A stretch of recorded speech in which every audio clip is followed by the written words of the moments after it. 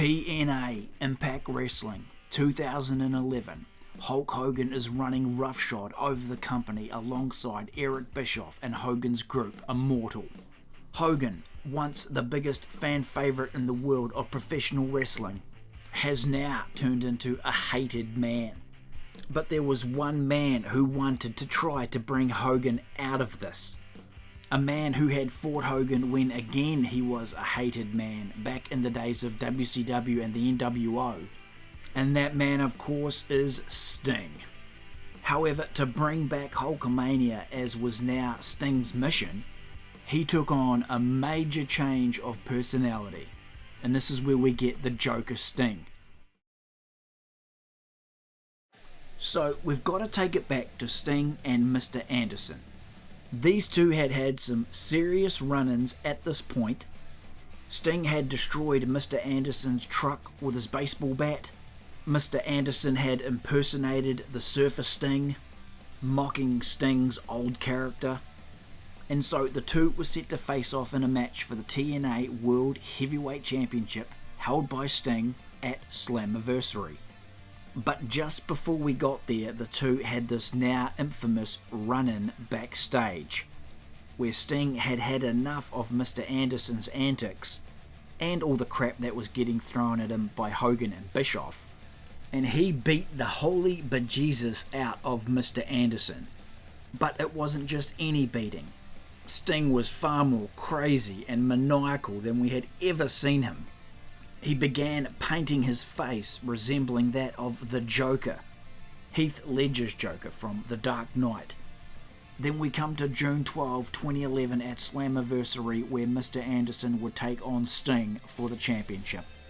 Now, Hogan had promised no interference in this match. However, of course, that did not turn out to be the case. After Eric Bischoff interfered in the match, Mr. Anderson would defeat Sting and become the new TNA World Champion. Sting understandably was irate that he had lost his championship, and on the next episode of Impact he confronted Hulk Hogan about it.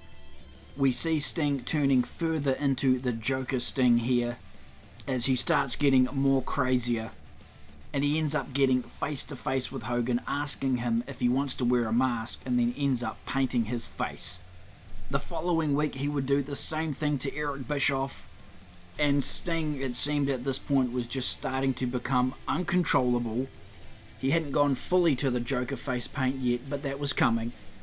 We then have the infamous segment where Sting starts feeding Hulk Hogan his vitamins, with Sting pleading for Hogan to go back to Hulkamania. Come on, you and I go way back. I'm just trying to get the real Hulk Hogan to stand up again. Come on, not the Hollywood one, the real Hulk Hogan. Sting had truly snapped. He was now the insane icon. No matter how many times Hogan and Immortal would try to bury the Stinger, it would all be to no avail. Sting, it seemed, had gone past the point of insane, and you just couldn't hurt the guy. He would just laugh back in your face. Sting, you've stepped over the line now. You've taken it too far. Everybody thinks you're snapped. So we come to the August 25th edition of Impact. It's Hulk Hogan and Ric Flair out in the ring doing a promo, and at this point Hogan is wanting everything to just be resolved.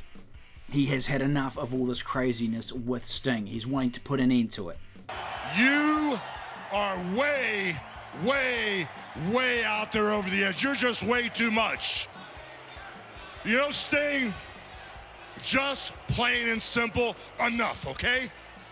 Enough.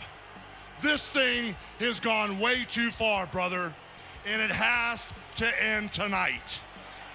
Ric Flair then grabs the microphone, incensed by Sting, starts swearing at him, telling him he's just as crazy as Sting is. Sting is wanting a match with Hogan at Bound for Glory, but in order to get that match he has to go through Ric Flair first. And Sting did defeat Flair with the Scorpion Deathlock, leading to a match at Bound for Glory, the one he wanted with Hogan. But wait a minute, Hogan had one more loophole yet to try to get out of that match. just before Bound for Glory on an episode of Impact, Hogan announced his retirement. So then he couldn't fight Sting, right? Well, at least that was Hogan's plan. It was played up to actually be a real thing, and most people thought it was real. But then Sting came out, and he had some footage for Hogan and everybody in attendance. And that was the footage of how Hogan and Bischoff had concocted the whole retirement idea. And it was all a sham. Hogan was furious that Sting had showed this footage to everybody. And with Hogan now not retiring, the match at Bound for Glory was on. And Sting was one step closer to bringing back Hulkamania.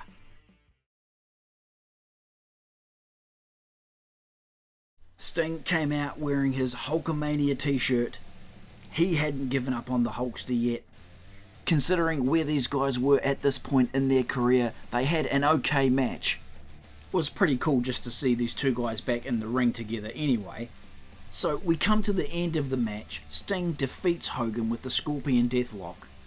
But it is far from over. Ric Flair and members from Immortal storm the ring. Gunner and Bully Ray decimate Sting with steel chairs, and Sting, who was already busted open, is now truly down and out. And it's at this moment where he pleads for the help of Hulk Hogan. In a surprise moment, Hogan turns to the crowd, looks at them back and forth. The crowd starts chanting Hogan's name. They want to see the Hulkster return. And it happened. Hogan ripped off his shirt and came to the aid of Sting, in true 1980s Hulkamania style. Hogan started dishing out big rights to the members of Immortal, and he and Sting cleared the ring. Nobody thought they would see Sting and Hogan working together, but it was happening. Truly an awesome moment, and Sting got what he wanted. Hulkamania was back.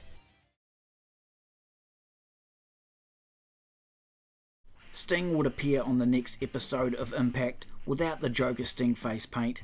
That was gone now, his job had been done.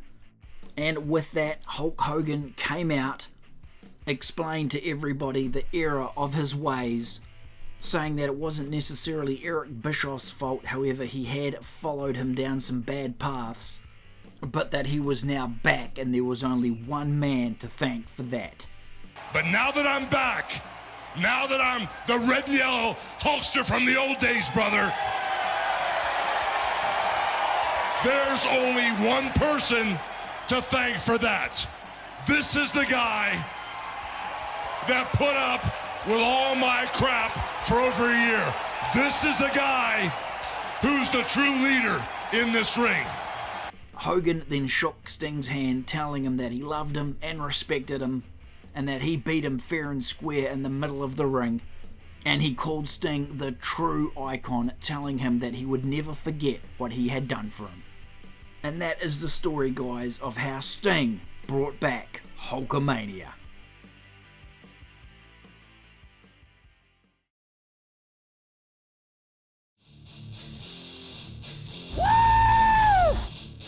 Thanks heaps guys for tuning into the video. Be sure to drop a Scorpion Death Drop on that like button and subscribe to the channel for more awesome pro wrestling action from the WWE, the WCW and much more.